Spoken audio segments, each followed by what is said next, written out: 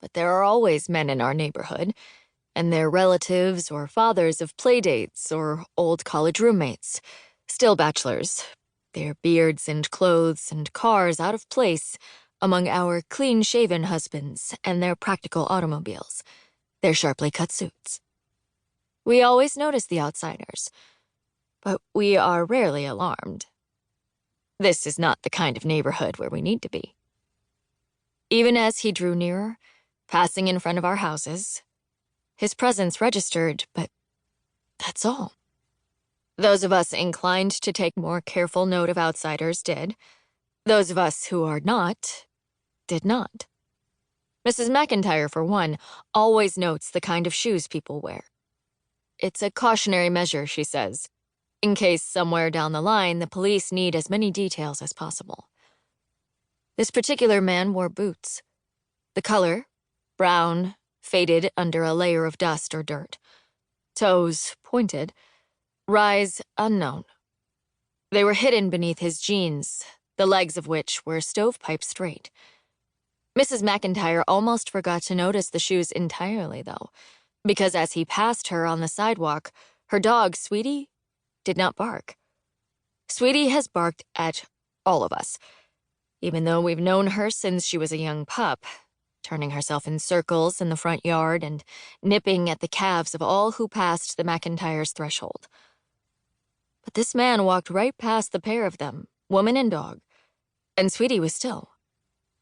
She always barks, Mrs. McIntyre found herself telling the man as he went by, then reminded herself to look at his shoes. He didn't slow down, but he smiled at her, then said over his shoulder, "Animals always like me." His voice was deep and pleasant, soft and somehow pliable, the way she imagined the leather of his boots would feel.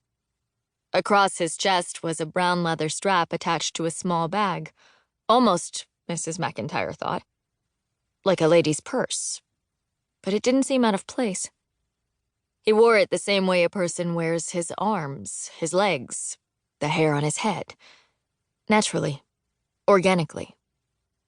She didn't watch him as he moved down the sidewalk, but only a moment later, Sweetie barked, and Mrs. McIntyre looked over her shoulder, and the street was empty. On another street, a few turns away from where Mrs. McIntyre strolled with Sweetie, a group of children playing soccer saw the man too, but barely noticed him. Those who did saw an adult, expecting him to tell them to get out of the street, to watch for cars, to go in and wash up for dinner. Billy Morris squinted up at the sky. It had been cloudy all day, and it had barely changed color from hour to hour. But the sun had begun to set, and the bearded man would have been right if he had told them it was time to go home. But he didn't. Christine Pittman kicked the ball in his direction, hoping, what, that he would come play? That he would speak to her? But it hit the curb and rolled back to her. "Nice one," Billy Morris said. The man kept walking. April Morris, Billy's mother, was on the phone with her neighbor across the street, watching the kids outside through the window above the kitchen sink. Her fingers wrapped up in the curls and loops of the phone cord, she leaned back to see the time on the stove. "I'm going to have to go in a sec," she said. "I've got to get Billy back inside and into fresh clothes before Eric gets home. Has Tim gotten horribly smelly lately, too?" "It's too awful," Bev said on the other end of the line. "It's ungodly. I can't even talk about it.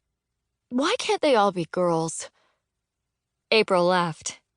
She turned and leaned against the sink, her back to the window. "You know why," she said suggestively. Bev was 7 months pregnant. April waited for her friend to respond. Bev has a quick wit, though sometimes too much so. But she didn't say anything. "Bev?" April said. "Sorry," Bev said. "I got distracted. Some guy just walked past the kids, and it looked like Christine Pittman was going to kick a ball at his head." April turned back around and looked out the window.